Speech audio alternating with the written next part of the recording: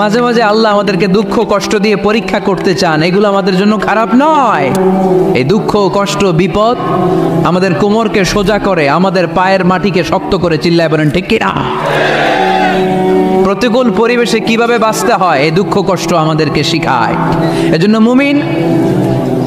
মুমিন বান্দার বৈশিষ্ট্য হচ্ছে দুঃখ কষ্ট বেদনা জ্বালা এগুলোতে সে আপসেট হয় না, সে হাল ছেড়ে দেয় না, সে ভরসা রাখে একজনের উপর, চিল্লায় বলতে হবে তিনি কে?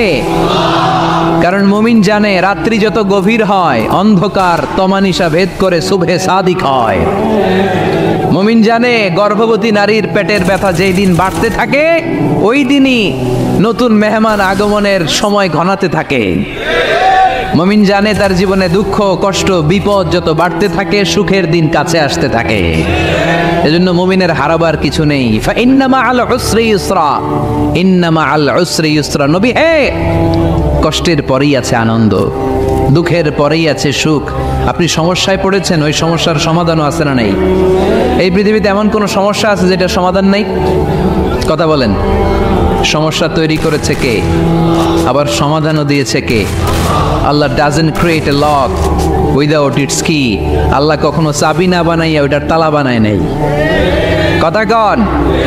তালাও যেহেতু আছে ওই তালার চাবিও বানিয়েছে কে? মা আনজালাল্লাহু দান ইল্লা আনজালাল্লাহু লাহু শিফা।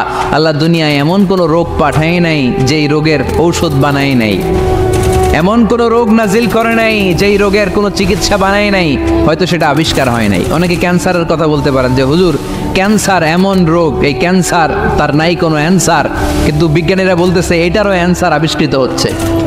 সুবহানাল্লাহ কইবেন না? কিছু কিছু ক্ষেত্রে হয়েও গিয়েছে। এজন্য দুঃখের পরেই আছে সুখ, কষ্টের পরেই আছে আনন্দ। এই দুনিয়াটাই এরকম, কষ্টের পরই আনন্দ। দেখবেন তারাবির নামাজ 20 রাকাত পড়তে কষ্ট লাগে না? কোমরে ব্যথা, হাঁটুতে ব্যথা, কিন্তু 20টা রাকাত যখন শেষ করে মসজিদ থেকে বের হই একটা আনন্দ আছে না নাই? কষ্ট করে পরীক্ষার জন্য প্রিপারেশন নিলেন আপনি কয়েক মাস, কিন্তু ফলাফল যখন ভালো হয় তখন একটা আনন্দ আছে না নাই? সারাদিন রোজা রাখলেন রমজানে, কি কষ্ট, তৃষ্ণায় গলা ফেটে যায়, কিন্তু ইফতারির সময় যখন রুহাবজা শরবতটা খাই কেমন লাগে? একটা আনন্দ আছে না নাই? এজন্য আল্লাহ বললেন فإن مع العسر يسرا إن مع العسر يسرا। ও নবী, কষ্টের দিন মক্কায় অল্প কিছু দিন, মদিনাতে আনন্দের দিন অপেক্ষা করছে। আমাদের জীবনে যে দুঃখ কষ্ট আসে আমরা ধৈর্য ধরবো, তাওয়াক্কুল করবো একজনের উপর, তিনি কে?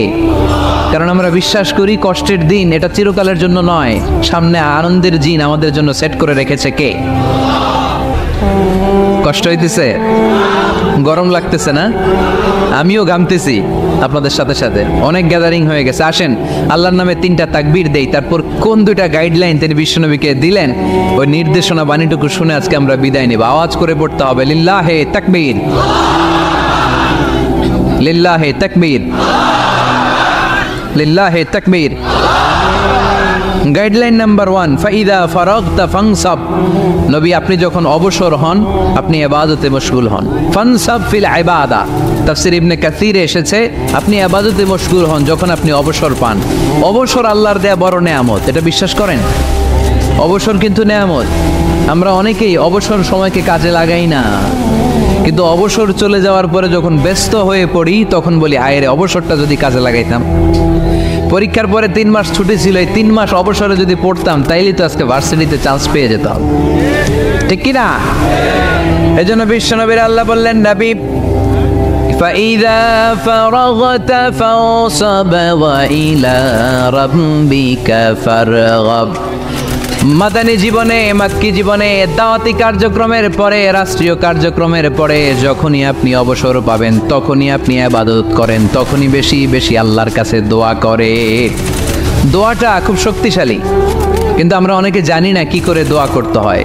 সিনসিয়ার দোয়া ইজ লাইক এ মিসাইল। আপনারা প্রায় পত্রিকায় শুনবেন আমেরিকা অমুক দেশে মিসাইল হামলা করেছে, শুনছেন? মিসাইল হামলা এমন হামলা কত সেন্টিমিটার বেগে যে কোন জায়গায় অ্যাটাক করবে, যেখানে মারার কথা ওখানে পড়বে। ঠিক দোয়াটা হচ্ছে মিসাইলের মতো। আপনি যদি দোয়ার মতো দোয়া করতে জানেন ওই দোয়াটাও জায়গা মতো যে ভেদ করবে, চিল্লা এখন ঠিক কিনা? কিন্তু আমরা দোয়া করতে জানি না। কি করে দোয়া করতে হয় এটা জানি না। বিশ্বনবীকে আল্লাহ বললেন, নবী ফাইদা ফারাগতা ফানসব, যখন আপনি অবসর হবেন তখন আপনি দোয়া করেন, আল্লাহর কাছে চান। বেশি বেশি চাইলে খুশি হয় কে?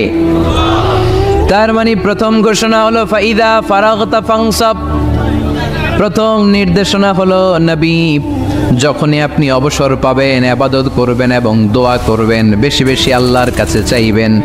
2 নাম্বার দিক নির্দেশনা হলো ওয়াইলা রব্বিকা ফারগাব, সব সময় আপনি আপনার আল্লাহর দিকে মনোনিবেশ করবেন। বিপদে পড়লে ডাকবো কারে? আমাদের অসুস্থতাকে সুস্থতায় পরিণত করে দিতে পারে কে? চাকরির জন্য পাগল পারা, চাকরি নাই, চাকরির ব্যবস্থা করে দিতে পারে কে? বিদেশে যেতে মনে চায়, পাসপোর্ট দিয়ে রেখেছি, ভিসা নাই, ভিসা লাগাই দিতে পারে কে? কিন্তু আমরা দুঃখ কষ্ট বেদনা কিছু একটা হইলেই সবার আগে আল্লাহরে শেয়ার করার আগে ফেসবুকে শেয়ার মেরে দেই। আছে না নাই? আপনাদের ফেসবুক অ্যাকাউন্ট আছে নাকি? কার কার আছে দেখি?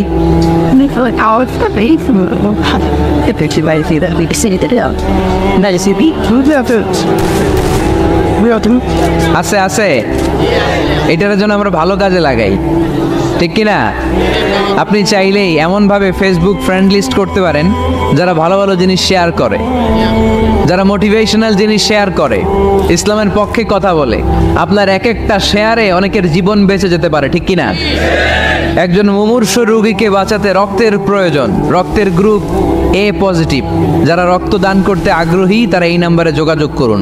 ফেসবুকে মাঝে মাঝে এরকম নিউজ আসে না নেই? আপনি just you put down in share, শেয়ারের মধ্যে একটা পুট করে দিলেন, একটু শেয়ার মেরে দিলেন, ছড়িয়ে পড়লো হাজার হাজার ফেসবুক ফ্রেন্ডদের কাছে। তাদের অনেকে ব্লাড দিতে আগ্রহী, সে তাড়াতাড়ি যেয়ে সেখানে ব্লাড ডোনেট করে আসলো। আপনার একটা শেয়ারের কারণে বেঁচে গেল অনেকগুলো প্রাণ। চিল্লা এখন ঠিক কিনা? রক্তদানের মতো শ্রেষ্ঠ ইবাদত হতে পারে? আমরা মনে করি শুধু জিকিরি ইবাদত, আমরা মনে করি শুধু নামাজি ইবাদত। রক্তদান, এক ব্যাগ রক্ত থেকে অনেক মানুষকে বাঁচানো যায়। এর মধ্যে আছে হিমোগ্লোবিন, এর মধ্যে আছে প্লাটিলেট, আছে প্লাজমা। রক্তে একটা উপাদান আছে প্লাজমা, নাম শুনছেন? আগুনে পোড়া রোগীকে বাঁচাতে এই প্লাজমা লাগে। হসপিটালের বার্ন ইউনিটে যেয়ে দেখবেন মানুষ কিভাবে চিল্লায়। নুসরাত নামে একটা মেয়ে মারা গেল না? এক বদমাইশের কবলে পড়ে মারা গেল না? তাকে আগুন জ্বালিয়ে দেওয়া হয়েছিল তার গায়ে, তার প্লাজমাগুলো জ্বলে গিয়েছিল। আগুনে পোড়া রোগীর যে কি কষ্ট, একটু দেখার জন্য হসপিটালের বার্ন ইউনিটে যাবেন, দেখবেন যে কি কষ্টে আছে তারা। এই প্লাজমাগুলোকে অনেক সেন্টিগ্রেড তাপমাত্রা নামিয়ে ঠান্ডা করে দেহে পুশ করা হয়। আপনার এক ব্যাগ রক্ত থেকে প্লাজমা আলাদা করা হবে, প্লেটলেটস আলাদা করা হবে, হিমোগ্লোবিন আলাদা করা হবে, শ্বেতকণিকা, লোহিত কণিকা আলাদা করে অনেকগুলো মানুষ বেঁচে যাবে। এজন্য ফেসবুক থাকাটা দোষের কিছু না, তবে ভালো কাজে আমরা ব্যবহার করব, ঠিক কিনা? আপনার ফেসবুক শেয়ারিং আপনার জান্নাতি বানাতে পারে, আর আপনার ফেসবুক শেয়ারিং আপনার জাহান্নামের লাকড়ি বানাতে পারে। চিল্লায় বলেন ঠিক কিনা? So the decision is yours, সিদ্ধান্ত আপনাকে নিতে হবে আপনি কিভাবে করবেন। যে কোনো বিপদে ওয়াইলা রাব্বিকা ফারগাব, কোনো দিকে মনোনিবেশ না করে কার দিকে মনোনিবেশ করব? যে কোনো বিপদ আপদ ফেসবুকে শেয়ার করার আগে শেয়ার করব কার কাছে? আমাদের যার যা লাগে আল্লাহ সবও যদি দিয়ে দেয়, আল্লাহর ধনভাণ্ডারের 1 ইঞ্চিও কমবে? হাদিসে কুদসিতে আল্লাহ বললেন, লাউ আন্না আউওয়ালাকুম ওয়া আখিরাকুম ওয়া ইনসাকুম ওয়া জিন্নাকুম, পৃথিবীর সব জিন, পৃথিবীর সব মানুষ বিশাল মরুভূমিতে দাঁড়িয়ে যদি আমার কাছে চাইতে শুরু করে, আল্লাহ এটা দাও, ওটা দাও, ওটা দাও, আমি আল্লাহ তোমাদের সব চাহিদাও যদি মিটিয়ে দেই, আমি আল্লাহর ধনভাণ্ডারের 1 ইঞ্চিও কমবে না। এজন্য চাইবো কার কাছে? বিপদে আপদে ভরসা করব কার কাছে? আর অবসরগুলোকে কাজে লাগানোর দরকার আছে না নাই? স্বাবলম্বী হওয়ার চেষ্টা করার দরকার আছে না নাই? ফাইন্না মাআল উসরি ইউসরা, ইন্না মাআল উসরি ইউসরা। নবী হে, কষ্টের পরেই আছে সুখ, দুঃখের পরেই আছে আনন্দ। সবসময় মানুষের সময় একরকম কাটে না। এজন্য আমরা তাওয়াক্কুল করতে চাই একজনের উপর, তিনি কে? এরপরে রাব্বুল আলামিন বিশ্বনবীকে নেয়ামতের বর্ণনার ঘটনা শুনিয়ে বিশ্বনবীকে সান্ত্বনা বাণী শোনাচ্ছেন আর পড়ছেন, ফাইন্না মাআল উসরি ইউসরান, ইন্না মাআল উসরি ইউসরা। নবী গো, নিশ্চয়ই কষ্টের পরে আছে আনন্দ, দুঃখের পরেই আছে সুখ। সুবহানাল্লাহ। কষ্টের পরে আনন্দ, দুঃখের পরে the struggle is in permanent in our life. দুঃখ কষ্ট এটা আমাদের জীবনে পার্মানেন্ট না, এটা সাময়িক। আচ্ছা আওয়াজ করে উত্তর দেন তো, এক বছরে কয়দিন আপনাদের ফরিদপুরে? কয়দিন? 365 দিন। গত 365 দিনে না খেয়েছিলেন কয়দিন? 20 দিন, 30 দিন। তার মানে অল্প কিছুদিন না খেয়েছিলাম, সারা বছরই খেয়েছিলাম, ঠিক কিনা? আচ্ছা, তো 365 দিনে অসুস্থ ছিলেন কয়দিন? 4-5 দিন, কিংবা 20 দিন, কিংবা 1 মাস, কিংবা 56 দিন, কিংবা 65 দিন। তার মানে বাকি 300 দিন আরামে ছিলাম কি ছিলাম না? তার মানে আমাদের জীবনে দুঃখ বেশি না আনন্দ বেশি? সুখ বেশি না কষ্ট বেশি? এজন্য আল্লাহ বললেন, খবরদার, মুমিন কখনো হেরে যায় না, মুমিনের হারাবার কিছু নাই।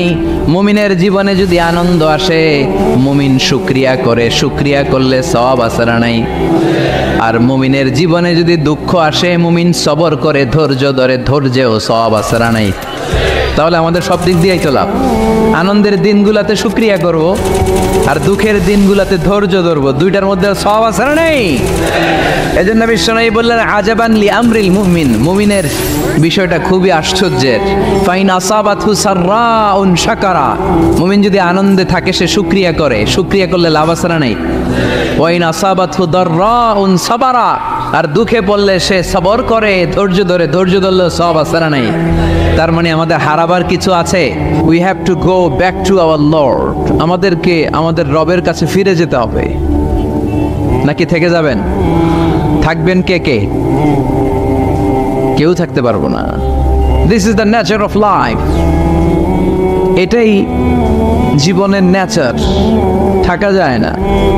বাংলাদেশের একজন আপকামিং স্কলার, খুব ইয়াং অ্যান্ড এনার্জেটিক একজন স্কলার, শাহাদাত হোসাইন খান ফয়সাল, আজকে মারা গিয়েছে, শুনেছেন? গতকালও আমি দেখছিলাম তাকে, গতকালও তরচাদা যুবক, আজকে নাই। This is the nature of life. কালকে হয়তো আমি থাকবো না, হুট করে চলে যেতে হয়, ঠিক না? এই যে জীবন পরিক্রমায় আমরা আসি, থাকি, আবার চলে যাই, এরপরেও আমাদের টনক নড়ে না, আমাদের হৃদয় বড্ড পাষাণ, আমাদের এই হৃদয় নরম হতে চায় না, আমাদের চোখ বেয়ে পানি নামতে চায় না। এটাই জীবনের নিয়ম, চলে যেতে হবে। দাদা চলে গেল, বাবা গেল, আপনি যাবেন না? এটা কি ভাবেন? এটা প্রতিদিন ভাবা দরকার যে আমাকে চলে যেতে হবে। আমার পরবর্তী জীবনের জন্য, পরজগতের জন্য আসলে আমি কি করছি?